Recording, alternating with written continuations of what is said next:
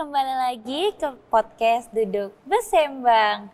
Nah, kali ini podcast pada malam ini spesial memperingati Hari Ibu. Nah, aku udah bersama Ibu Siska Sukmawati. Ibu boleh perkenalkan ibu itu siapa dan ibu tuh berperan apa? Oke, selamat malam. Assalamualaikum warahmatullahi wabarakatuh. Waalaikumsalam. Saya Siska Sukmawati, seorang ibu dengan 2 orang anak, istri dari seorang suami abdi negara. Saya juga seorang abdi negara di Kementerian Hukum Kepulauan Riau. Ibu Siska, pertama Lia mau ucapin selamat Hari Ibu untuk Ibu sebagai seorang ibu.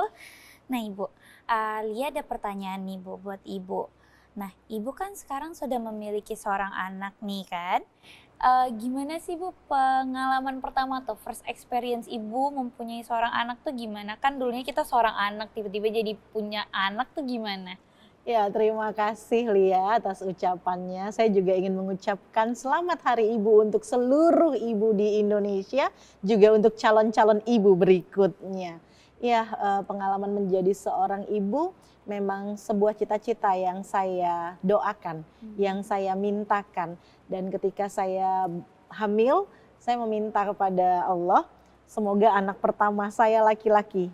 Karena saya dulu anak pertama perempuan dalam keluarga saya, dan saya punya 2 orang adik, jadi saya 3 beradik. Waktu saya hamil, saya meminta berdoa semoga anak pertama saya laki-laki, dan alhamdulillah Allah kabulkan doa saya punya anak pertama, anak laki-laki. Dan tentunya satu kebahagiaan dan rasa syukur ya ketika menjadi seorang ibu. Hamil saja saya luar biasa karena banyak orang yang berusaha untuk punya keturunan. Jadi pengalaman menjadi seorang ibu itu yang membuat saya harus semakin bersyukur jadi perempuan diberikan kesempatan untuk mengandung dan melahirkan anak-anak saya. Tadi kan Ibu Siska bilang Ibu 3 beradik ya? Iya. Berarti Ibu Siska anak pertama perempuan. Nah, semuanya perempuan atau? Anak pertama perempuan, anak keduanya laki-laki, anak ketiga perempuan. Oh. Jadi di tengah-tengah ada yang laki-laki. Dan papa saya meninggal saya umur 16 tahun. Jadi ibu saya single parent sampai ibu saya meninggal tidak menikah lagi, dan itu yang membuat saya merasa cukup harus kuat menjadi seorang anak perempuan, anak pertama yang punya adik jaraknya lumayan. Saya dengan adik saya kedua itu jarak 4 tahun, saya dengan adik saya yang ketiga jarak 11 tahun. Jadi perjuangan untuk menjadi anak pertama, kemudian hari ini menjadi seorang ibu dan belajar untuk menjadi seorang ibu juga dari ibu saya. Sama Lia mau berduka cita ya Ibu atas ibunya Bu Siska. Hasil ya. Sama Ibu. Kalau Lia dengar kata bunda, ibu, mama, yang terbesit di pikiran Lia tuh jadi keinget momen-momen sama bunda. Sama kayak ibunya, Ibu Siska, bunda itu juga sempat jadi single parent. Jadi Lia tuh bisa lihat peran bunda yang susah payah bertahan sendiri untuk ngidupin anaknya itu gimana, dan itu cukup membuat Lia jadi semangat dan mau jadi orang tua kayak Lia, kayak bunda Lia. Karena bisa dilihat tuh perjuangannya keras sekali Bun. Jadi kayak itu sebagai motivasi untuk Lia mau jadi seorang ibu yang kayak gini, Lia mau bertaruh nyawa untuk anak Lia gitu. Kalau Bunda Siska sendiri, kalau ingat kata mama atau ibu tuh gimana sih? Saya punya seorang ibu yang keras, dan saya terkadang memanggil ibu saya itu ibu presiden. Saya suka berdebat dengan ibu saya. Ada satu momen terkadang saya tidak bisa melawan ibu saya, tapi ibu saya seorang ibu, seorang guru bagi saya, guru juga bagi banyak anak di Indonesia karena ibu saya juga memang guru. Jadi kalau bicara tentang ibu menurut saya, hari ini saya dipanggil bunda dan menjadi seorang bunda pun ini luar biasa, sampai hari ini juga banyak yang manggil saya bunda. Momen melihat ibu saya berjuang sendiri bahkan sampai dia menutup mata, itu yang menjadikan saya juga kuat sampai hari ini. Ibu Siska, Lia tuh pengen banget jadi kayak ibu nih. Ibu bisa kuat gitu. Karena kan Lia sendiri masih umur berapa ya Bu? Masih banyak perjalanan. Bahkan Lia juga masih sering cekcok sama Bunda gitu. Tapi habis dengar kata-kata Bu Siska tadi tuh kayak sedikit membuka mata hati Lia. Kayak sebenarnya kita nggak tahu ya Bun, apa yang ada di pikiran seorang ibu itu sampai kita sendiri jadi seorang ibu. Nah, terus buat Ibu Siska, apa yang membuat kita itu bisa dan gimana ya bilangnya cocok untuk disebut sebagai seorang ibu? Sebenarnya anak kita itu, Lia, bukan saja anak yang lahir dari rahim kita, tapi anak-anak di sekitar kita itu juga adalah anak kita. Jadi syukurilah jika kita menjadi seorang perempuan yang diberikan kesempatan mengandung anak kita dan melahirkannya, tapi juga banyak ibu-ibu yang tidak melahirkan anaknya juga berpeluang untuk menjadi seorang ibu. Nah, sebagai seorang ibu yang dipanggil Bunda, tentunya ini bukan sembarang momen. Punya anak pertama, menangis, di saat anak saya menangis pun saya pernah, kenapa anak saya menangis ya? Kok enggak berhenti-henti? Apa nak salah Bunda? Itu pernah saya alami. Tapi memang berjuang menjadi seorang bunda itu tidak pernah berhenti belajar. Bahkan setelah anak saya hari ini berusia 19 tahun yang pertama, anak yang kedua 17 tahun, sampai hari ini pun seorang ibu tidak pernah berhenti belajar. Termasuk belajar berkomunikasi dengan anak-anak yang sudah beranjak remaja hari ini. Dan sebagai seorang ibu yang juga mengabdikan diri sebagai abdi negara, saya juga belajar untuk bisa mendampingi anak-anak selain anak kandung saya. Jadi tentunya hal penting yang harus disadari seorang ibu, tidak semua orang mungkin punya pengalaman kesempatan mengandung anaknya, tapi kesempatan untuk menjadi ibu itu harus dimanfaatkan dengan baik, dan ibu adalah sekolah pertama untuk anak-anaknya.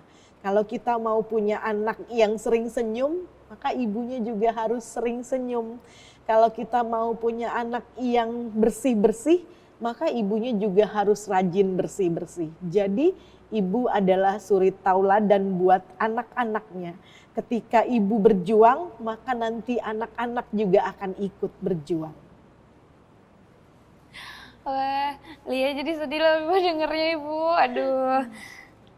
Iya, sekarang tuh sebagai Lia Gen Z ya Bu, kita tuh mungkin yang ada di pikiran kita sendiri tuh masih masa-masanya berpikir egois. Masih mikir kayak mengutamakan perasaannya sendiri tanpa tahu perasaan orang lain.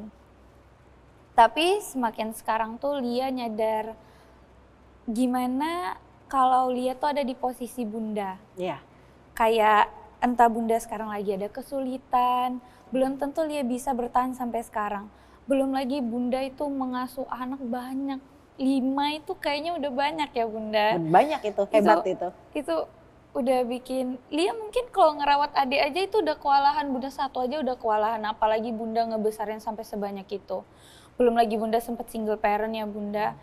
Kayak itu tuh ngebuka pandangan Lia tentang Bunda tuh gimana gitu. Jadi mungkin sekarang tuh Lia mikir-mikir deh kalau misalkan merasa emosi atau apa, lebih baik mungkin kita pendam, kita nggak tahu Bunda tuh lebih mikir yang lebih gimana.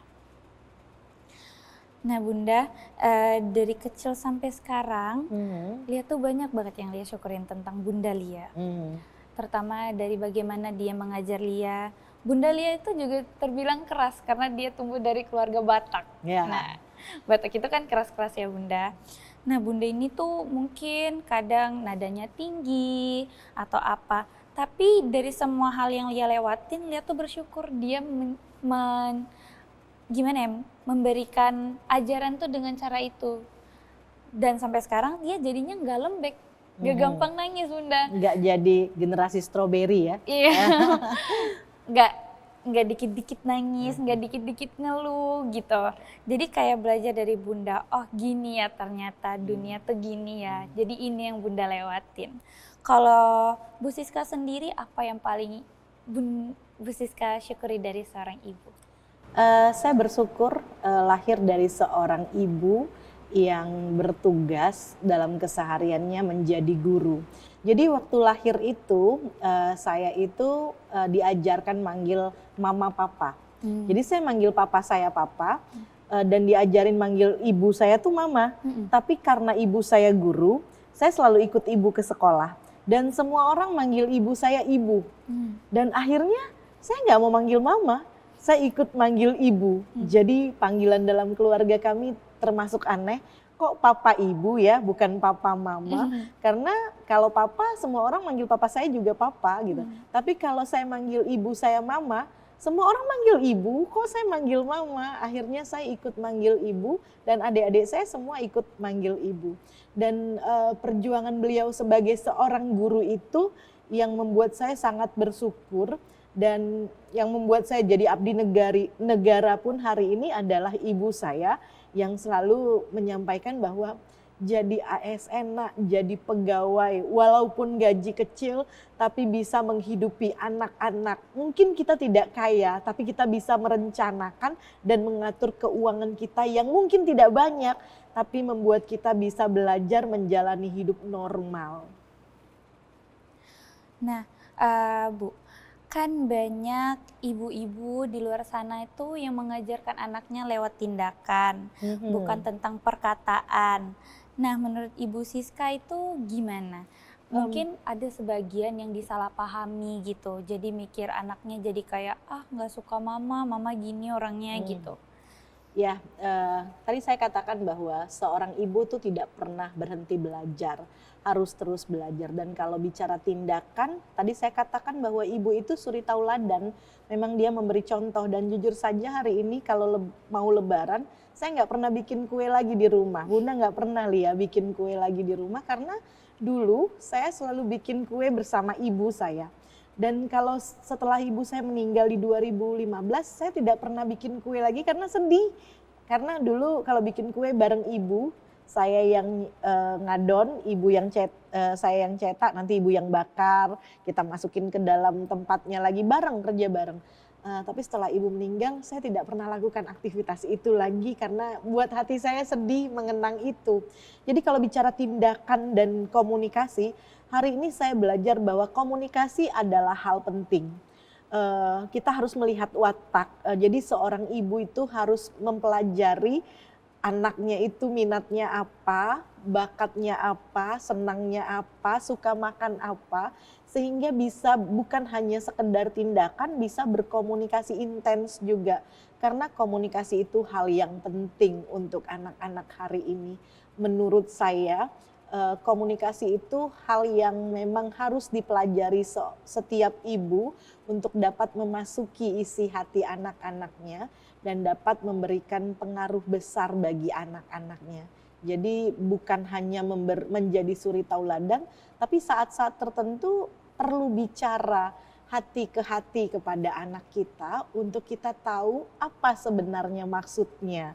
Untuk anak kita juga tahu kenapa bundanya harus bangun pagi, kenapa bundanya harus suapkan dia setiap pagi, kenapa harus menyiapkan sarapan pagi. Itu juga perlu dikomunikasikan dan komunikasi itu pembuka awal. Mungkin kalau saya melakukan penyuluhan ke sekolah-sekolah, saya selalu bilang ke anak-anak harus punya hubungan harmonis dengan keluarga. Dan salah satu cara pembuka harmonis itu adalah komunikasi. Jadi komunikasi itu hal penting, walau tidak intens setiap hari 24 jam karena hari ini kita dengan kesibukan masing-masing, tapi dalam satu hari sebaiknya kita punya kesempatan untuk komunikasi intens paling tidak 15 sampai 20 menit kalau kita ketemu setiap hari. Tapi kalau seperti Bunda, anak Bunda di pondok, intens ngobrolnya cuma seminggu sekali, dapat kesempatan ngobrol 12 menit. Tapi itu dimanfaatkan. Say I love you untuk anak-anak itu juga penting. Supaya kalau dulu Bunda pertama bilang I love you, dia bilang I love you. I love you too. Terus makin kemari I love you more Bun. Jadi bahasa-bahasa itu, komunikasi itu adalah hal penting untuk bisa menyentuh orang-orang yang kita kasihi. Tapi kalau lihat ya Bunda, di society sekarang tuh anak-anak tuh jadi mulai tertutup sama orang tuanya. Terus kayak mereka mikir, aku mah udah gede ngapain ngomong sama orang tua, nanti dibilang ngadu-ngadu ke orang tua. Terus itu tuh menurut Bunda gimana sih sebagai orang tua buat ngehindarin anak mikir gitu tuh kayaknya emang penting banget ya Bunda komunikasi itu. Ya, hari ini dunia dalam genggaman. Anak-anak zaman now bisa hidup sendiri, nggak butuh bunda, yang penting ada dana dan bisa call untuk makan, mau pergi kemana nggak perlu diantarin orang tua, bisa pakai Gojek dan Gokar segala macam. Tapi yang namanya touch, sentuhan bahasa, sentuhan hati itu tetap perlu. Dan itulah bahasa komunikasi. Bunda berkomunikasi kepada anak-anak bunda. Mungkin ya sayang, mungkin nanti kalau bunda dan ayah tua, mungkin ini pun masih mungkin ayah bunda tidak butuh uang kalian. Tapi ayah bunda tetap butuh perhatian kalian. Ayah bunda tetap butuh ditanyain, ayah bunda tetap butuh ditengokin, walaupun mungkin kami tidak butuh uang kalian. Dan komunikasi itu perlu kita sampaikan supaya anak-anak kita terngiang-ngiang. Dan saya juga bukan hanya ibu yang bawa peran penting, karena papa saya seorang pelaut. Saya ingat sekali papa saya ulang tahun tidak bisa pulang, terus dikirimin kue ulang tahun dan makanan-makanan. Kemudian dia kirimin kaset, dulu kaset tuh pakai putar gitu ya. Papa saya rekam suaranya, terus kasetnya dikirimkan dan saya dengarkan. Dan itu yang membuat saya bahwa orang tua tuh punya peran yang besar. Dan papa saya bilang, belajar yang rajin ya nak, supaya nanti nggak kayak papa kerja jauh-jauh sampai ulang tahun pun tidak bisa dirayakan bersama keluarga. Dan ternyata komunikasi itu terngiang-ngiang sampai hari ini di telinga saya. Dan itu pentingnya komunikasi supaya apa-apa yang kita inginkan itu bisa juga dirasakan oleh anak-anak kita. Dan dia juga bisa melaksanakan dan meneruskan. Dan suami saya pun punya peran yang penting dan berkata kepada anak-anak kami, kalau sekarang kalian rasakan hal baik dari ayah dan bunda, teruskan ini pada anak-anakmu. Kalau kau dibahagiakan oleh ayah bundamu, maka besok kamu juga harus membahagiakan anak-anakmu. Jadi komunikasi, pesan-pesan itu harus kita sampaikan kepada anak-anak kita supaya mereka juga merasakan dan akan melakukan hal yang sama pada masanya. Ya Bunda. Sebenarnya topik soal ibu itu sensitif buat Lia. Karena mungkin dulu waktu Bunda single parent jarang ada, Bunda jarang pulang. Tapi tetap kerasa gitu, ada dari dia selalu setiap hari tuh cek lah atau nanyain udah makan, udah apa. Sedih sih Bunda, tahu kalau misalkan di luar sana tuh ada yang jarang, bener-bener jarang banget ketemu orang tuanya, harus ngerawat diri sendiri tuh. Kayak Lia bersyukur Bunda Lia ada terus untuk Lia sampai sekarang. Alhamdulillah. Dijaga terus hubungan baik dengan orang tua. Karena tugas orang tua itu berat. Terkadang anak tidak tahu apa yang orang tua rasakan, tapi orang tua juga harus tahu apa yang anaknya rasakan. Dalam proses belajar, Bunda menemukan ketika ngobrol sama anak-anak, tahu nggak kapan mamamu stres? Iya, kalau mama banyak kerjaan di kantor pasti pulang marah-marah, itu tandanya mama lagi stres. Tapi ketika saya tanya ke sebagian orang tua, kapan Bu anak ibu stres menurut ibu? Kayaknya anak nggak pernah stres lah, main-main aja kerjanya. Nah, ini bukti bahwa orang tua harus belajar tentang anaknya. Anak juga secara tidak langsung akan belajar tentang orang tua. Dan akan mudah jika sama-sama mau belajar dengan cara komunikasi. Berarti nggak menutup kemungkinan anak-anak itu happy-happy aja ya, Bu? Ya, jadi memang kalau kita merasa terlihat kayaknya anaknya enjoy saja, padahal dia juga punya masalah, maka sentuhlah dia tepat di hatinya untuk dia dapat mencurahkan apa yang sebenarnya dia rasakan. Dan saya sampaikan kepada anak-anak di sekolah, kalau saya penyuluhan ke sekolah, termasuk dengan mahasiswa, sampaikanlah apa yang kamu rasakan, apa yang menjadi cita-citamu, supaya orang tuamu juga bisa membantumu untuk mencapai cita-citamu itu. Dan saya belajar juga bagaimana berkomunikasi dengan anak-anak saya, anak-anak kandung saya. Kami akan mencarikan jalan terbaik dan tidak akan memaksakan apa yang tidak dikehendaki.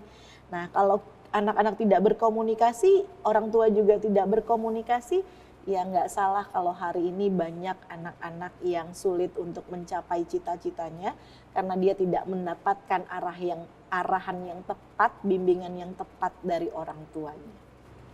Karena mungkin menurut Lia seorang anak itu ingin berbagi cerita bukan buat cari solusiin dong. Sebenarnya nggak kayak gitu. Lia kadang cerita sama bunda, abis cerita tuh sedih tapi ngerasa kayak lebih plong gitu. Karena kita kan ceritanya sama orang terdekat ya, Bu. Jadi kayak ngerasa kita tuh percaya gitu. Jadi kalau apa-apa kadang tuh ceritanya sama bunda. Kalau misalkan lagi ada susah di tempat kerja, lagi ngerasa overstimulating banget tuh di tempat kerja tuh ceritanya sama bunda. Terus kayak bilang, capek bun kerja. Terus abis itu mikir sendiri, oh bunda kayaknya dulu lebih capek ya. Harus ngidupin 3 anak sendiri lagi. Terus kayak mulai saat itu tuh mulai bersyukur ya bunda, kayak Lia nggak tahu kalau misalkan Lia ada di kondisi bunda, entah fisiknya nggak sesehat bunda, entah mentalnya tidak sesiap bunda, Lia bakalan survive atau enggak, Lia nggak tahu. Nah, intinya itu hubungan anak dan orang tua itu akan tumbuh seiring berjalannya waktu. Dulu Lia kecil mungkin belum paham, tapi semakin bertambah usia, semakin mengarah kepada kedewasaan, maka nanti Lia bisa memetik pembelajaran dari proses yang sudah dilewati itu. Sama, seorang ibu juga harus belajar bagaimana komunikasi dengan anak di 5 tahun ke bawah, 5 tahun ke atas, anak yang beranjak SMP sampai SMA, sampai akhirnya dia menjadi orang dewasa. Dan ini pengalaman saya pribadi, Juli kemarin anak pertama saya ulang tahun ke-19 tahun. Sebagai orang hukum, saya katakan bahwa anak itu sudah tidak lagi anak. Anak itu 0 sampai 18 tahun. Ketika berusia 19 tahun, kau bukan lagi anak-anak. Abang selamat ulang tahun anak bunda, abang bukan lagi anak-anak. Abang harus belajar bertanggung jawab karena 19 tahun dianggap sebagai orang dewasa dan bahkan sudah boleh menikah. Tapi sampai kapanpun bunda tetaplah bundanya abang, abang tetaplah anaknya bunda, dan semoga bunda menjadi tempat abang selalu pulang. Jadi memang kita mengajarkan tanggung jawab kepada anak-anak kita sesuai dengan masa dan usianya, tumbuh kembangnya, tapi kita tetaplah menjadi orang tua di mana tempat anak-anak itu bisa berkeluh kesah. Jadilah, belajarlah menjadi orang tua, bunda, ibu, mama yang selalu dirindukan oleh anak-anak. Menurut Ibu Siska, hal sederhana yang justru berdampak besar buat anak kita itu apa? Hal yang sederhana tapi berdampak besar menurut saya, yang pertama komunikasi, yang kedua adalah masakan seorang ibu. Iya. Saya masih ingat sampai hari ini kalau anak-anak saya ngumpul di rumah dengan usia yang sudah remaja, bahkan Lutfi sudah dewasa. Kalau pulang ke rumah rindu telur dadar bunda, disuapin ya bun. Makan disuapin bunda walaupun hanya telur dadar saja, ternyata itu menjadi cita-cita yang dia ingin rasakan ketika kumpul di rumah. Jadi mungkin itu hal sederhana, mungkin tidak enak seperti masakan chef-chef di luar sana. Ternyata itu satu hal yang dirindukan oleh anak-anak. hal kecil mungkin, tapi menurut saya penuh makna. Dan anak-anak saya dari kelas 1 sampai kelas 6 SD itu memang nggak catering di sekolah, dibekelin dari rumah makannya. Walaupun mungkin tidak seenak yang lainnya, tapi dia selalu mau bawa bekal dari bundanya. Jadi itu mungkin hal simple, tapi menurut saya penuh makna. Wah, berarti Lia harus belajar masak nih ya, Ya. Bun. Kayaknya masak itu menjadi satu hal yang memang setiap perempuan harus coba dan ala bisa karena biasa. Harus sih, karena emang masakan Bunda Lia tuh Paling kalau- enak menurut paling Lia. paling enak Bun, karena kalau misalkan orang lain coba, mereka bilangnya kepedesan. Tapi kalau Lia yang coba tuh udah bener-bener pas aja gitu Bun. Terus kalau misalkan masakan orang lain tuh ngerasa kok kayak Ada yang kurang ya. pas Nah, gitu. ini cerita tentang masakan. Jadi ketika hari Senin udah dibawa, biasa Senin pagi itu saya bawa bekal anak-anak itu sotong goreng tepung.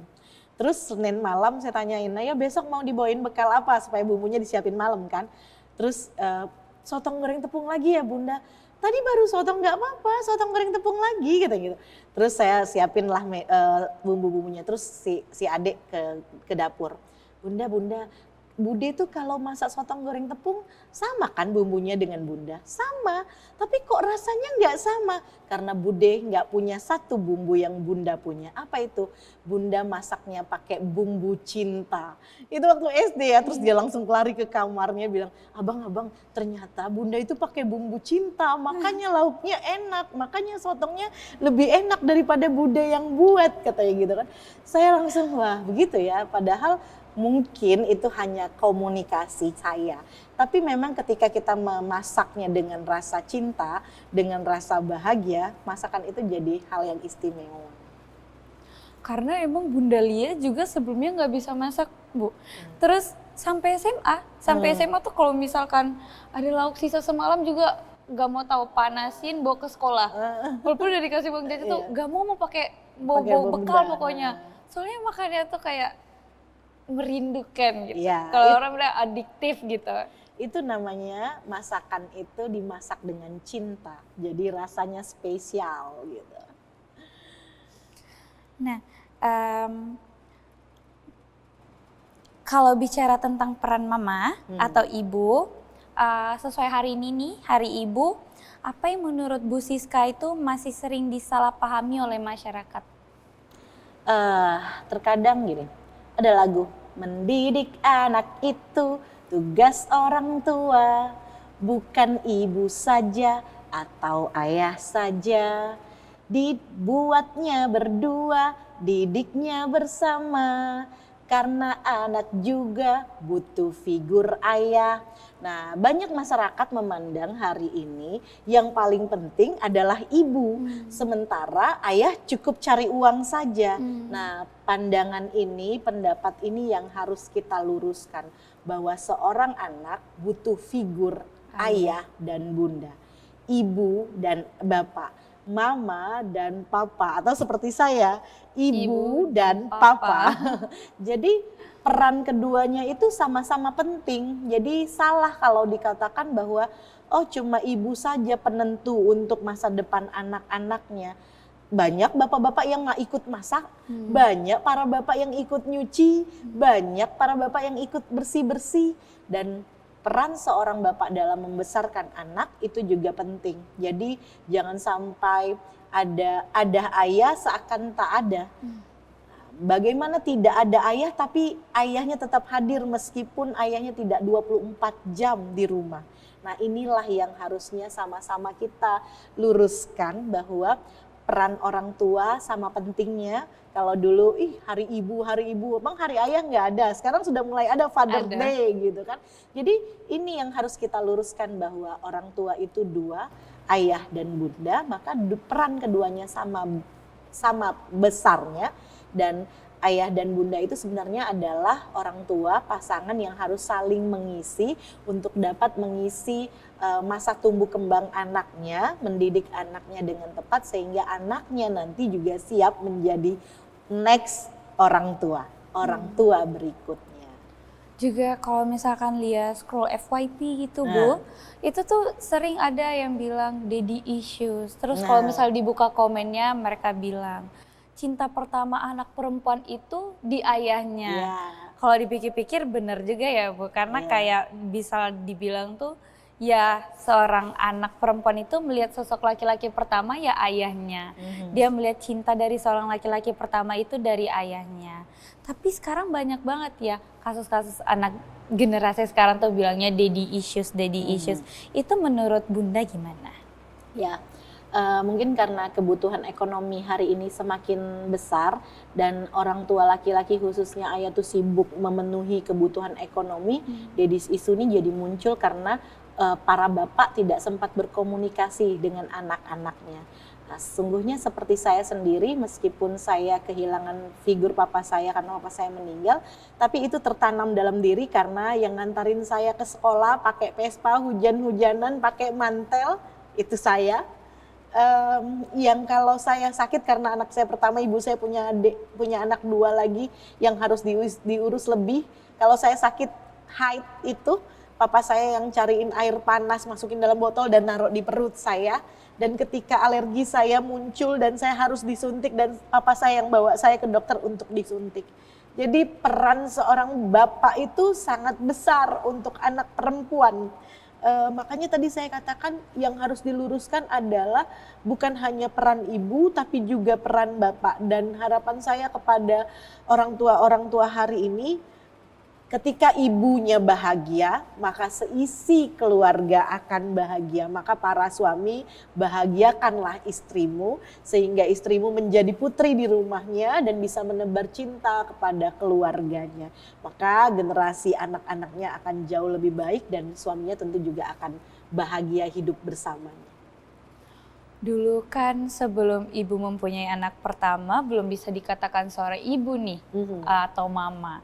Nah, feelings pertama waktu melahirkan itu gimana Bunda? Adakah perasaan yang sedih atau pasti pasca melahirkan itu sakit ya Bunda? Itu yang ada langsung di pikiran Bunda tuh gimana? Teringat banyak dosa pada ibu saya. Karena saya mungkin termasuk anak yang sering debat dengan ibu saya. Jadi ketika saya melahirkan, saya teringat banyak sekali kata-kata saya yang menyakitkan hati ibu saya. Dan ketika saya melahirkan, seperti ini sakitnya ibu saya melahirkan saya. Terus saya banyak dosa dengan ibu saya. Itu yang membuat saya akhirnya belajar untuk menurunkan ego kepada ibu setelah punya anak. Itu momen yang membuat saya belajar ternyata jadi seorang ibu tidak mudah. Dan ketika anak kita melawan atau ketika anak kita berbicara keras pada kita, itu sakit rasanya. Dan ketika sakit melahirkan itu terasa luar biasa, itulah yang membuat saya akhirnya banyak mengintrospeksi diri dan mulai berteman baik dengan ibu saya.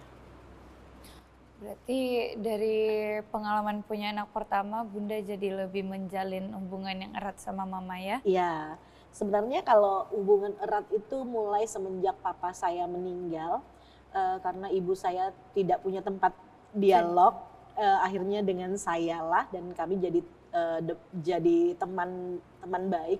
Tapi ya terkadang banyak ego yang muncul karena sama-sama perempuan dan punya cita-cita masing-masing. Tapi setelah punya anak, ya itu membuat saya akhirnya belajar bahwa ternyata menjadi ibu itu tidak mudah. Wow. Nah, untuk di dalam keluarga sendiri nih Bu, apa yang benar-benar harus kita bekali sebagai seorang perempuan agar bisa menjadi seorang ibu atau mama yang ideal dan tangguh dan bisa menjadi contoh yang sangat amat baik untuk anak-anak kita? Untuk menjadi seorang ibu itu hal yang berat.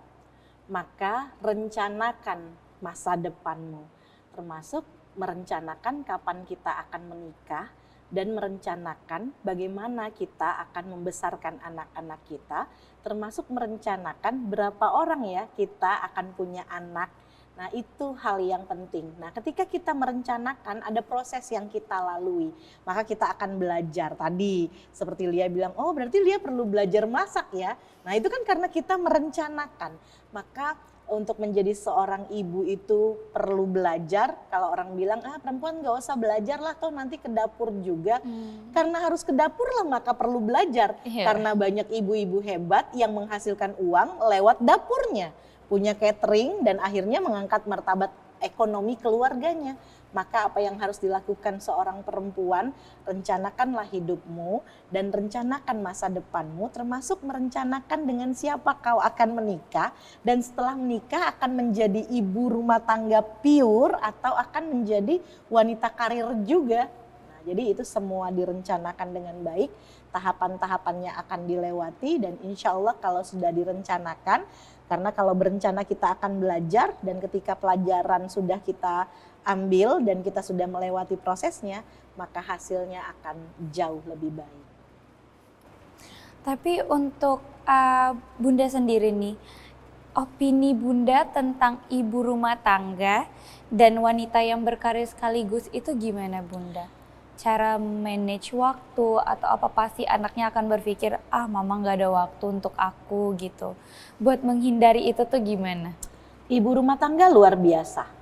Kerjaan yang nggak pernah ada habisnya, dan saya ketika punya anak masih kecil-kecil SD ya, punya pembantu rumah tangga, tapi pulang hari Sabtu Minggu tidak masuk kantor, tidak masuk ke rumah, maksudnya tidak ke rumah saya gitu ya, tidak membantu di rumah. Saya merasakan luar biasa Sabtu dan Minggu ketika harus ketemu anak 24 jam gitu ya. Dan kerja jadi ibu rumah tangga itu kerja yang luar biasa menurut saya. SK-nya langsung dari Tuhan dan gak ada cutinya gitu ya. Dan ketika menjalankan peran sebagai seorang ASN juga atau sebagai seorang pekerja, ada teman-teman yang bertanya, ngapain kamu kerja? Suamimu nggak mampu menghidupimu gitu ya, sampai kamu harus ikut bekerja. Jawaban saya adalah, saya punya cita-cita, keluarga saya punya cita-cita, dan keluarga kecil kami juga punya cita-cita. Rasanya kalau saya punya kemampuan dan potensi, nggak salah dong kalau saya gandeng tangan suami saya, ayo dong bersama meraih cita. Akhirnya cita-cita yang kami dambakan atau cita-citakan itu akan lebih mudah untuk dicapai. Jadi saya tidak mengatakan bahwa ibu rumah tangga itu lebih buruk atau lebih baik, tapi setiap kita hidup adalah pilihan, dan ketika dia memilih untuk menjadi ibu rumah tangga seutuhnya, itu pilihan hidupnya. Dan ketika saya juga memilih untuk menjadi ibu, menjadi istri, juga menjadi ASN yang memberikan pelayanan, maka itu pilihan hidup saya. Konsekuensinya adalah saya harus menjalaninya seimbang. Nah, ketika hari ini saya menjadi penyuluh, saya tidak meminta dan menuntut pada anak-anak untuk masuk pondok, tapi Allah menentukan. Ternyata anak saya pinginnya di pondok. Dan saya malah sempat bertengkar, maksudnya debatable sama suami saya, karena saya pinginnya anak saya masuk pondok di SMA deh, tapi mereka pinginnya dari SMP. Dan ketika anak saya masuk ke pondok, ternyata Tuhan mudahkan saya untuk memberikan pelayanan pada anak-anak lainnya. Saya dengan anak-anak jalan meskipun tidak 24 jam bersama, tapi saya punya kesempatan juga untuk mengabdi dan memberikan pelayanan pada anak-anak lain selain anak-anak saya. Nah, itu makanya kalau saya berpendapat setiap pilihan adalah hal baik, tinggal bagaimana kita menjalankan peran itu dengan cara yang tepat supaya tidak ada sisi yang hilang dari tugas yang tetap harus kita laksanakan. Berarti sebenarnya kayak untuk jadi seorang ibu nih harus banyak yang dipelajari ya Bunda. Kayak harus balance bagi waktu kalau misalkan emang memutuskan untuk mempunyai karir. Belum lagi dia harus belajar. Lia sendiri itu dari dulu dimanja sama Bunda karena anak terakhir kan. Bahkan baru belajar ngurus diri sendiri itu SMA Bunda. Kayak mulai nyuci baju sendiri, piring cuci sendiri, kalau lapar tengah malam ya masak sendiri gitu. Itu tuh jadi ngerasa, oh susah ya ternyata ngurus diri sendiri aja susah, apalagi Bunda ngurusin ayah, anak-anaknya, belum lagi juga dulu punya bisnis kan, itu gimana coba manage-nya? Kalau sekarang tuh udah kerja kan sendiri, udah mikir, oh ternyata kalau ngelihat uang tuh gampang aja ngampurinnya, tapi ngasilinnya capek banget. Gimana Bunda dulu harus ngasilin berapa banyak buat ngidupin gitu ya Bunda. Nah Bunda, ada nih ucapan di masyarakat yang bilang, tanpa suami, istri juga bisa ngelakuin apa aja. Padahal menurut saya itu kan gak valid ya Bunda. Kita diciptakan itu kan untuk berpasangan. Nah itu untuk Bunda sendiri, opini Bunda gimana? Semua itu berjalan sesuai dengan proses. Saya melihat ibu saya menjalani hidupnya 18 tahun menjanda sampai dia meninggal dunia sendiri tanpa suaminya. Jadi ketika ada, kita harus saling melengkapi. Tapi ketika tidak ada, kita tidak bisa juga memaksakan untuk harus ada. Nah, itu kembali kepada pilihan masing-masing orang. Kalau ada, kita manfaatkan dengan baik, kita isi bersama dengan baik, saling melengkapi. Tapi ketika tidak ada juga tidak harus memaksa harus ada. Saya punya bukti konkret, ibu saya mendidik anak-anaknya 3 orang. Ketika suaminya meninggal, papa saya meninggal, saya umur 16 tahun, adik saya paling kecil umur 5 tahun. Ternyata kami semua lulus S1 dengan penghasilan seorang guru dan alhamdulillah tanpa harus dilengkapi oleh lelaki lainnya. Jadi itu adalah proses yang dilewati masing-masing orang. Tapi kalau ada orang yang merasa nggak kuat, itu juga boleh saja. Jadi kita nggak bisa mengatakan bahwa ini loh yang terbenar, ini loh yang paling baik. Karena setiap orang punya karakternya masing-masing dan setiap orang menjalani proses hidupnya masing-masing. Oh mungkin si Lia bisa karena dia punya keluarga begini latar belakang ini. Oh si Siska nggak bisa karena dia punya latar belakang begini. Jadi kita nggak bisa tarik dari sudut pandang yang sama. Jadi menurut saya itu bisa iya, bisa juga tidak, tergantung siapa yang menjalankannya. Gitu ya Bunda. Nah kalau Bunda mampu mengirimkan pesan untuk mama Bunda, apa yang pengen sekali yang udah dipendam untuk disampaikan ke mama Bunda? Kalau bicara hari ibu, hari guru, karena sesungguhnya perempuan itu adalah guru pertama untuk anak-anaknya. Kalau pesan, saya udah nggak ada pesan, cuma minta ampun, minta maaf sama ibu saya, dan terus berdoa, mengirimkan Al-Fatihah. Semoga nanti kami bisa kumpul kembali di tempat terbaik yang Allah janjikan. Jadi kalau untuk menyampaikan pesan tidak hanya memanjatkan doa, semoga ibu saya diberikan tempat terbaik dan kami bisa kumpul kembali kelak. Untuk spesial hari ibu ini sangat deep ya Bunda, untuk Lia sendiri juga sedih dengarnya. Nah guys, ibu itu adalah orang pertama yang jadi tauladan kita untuk masa depan. Jadi buat sekarang para Gen Z, be wise tentang apa yang ingin kalian sampaikan ke orang tua.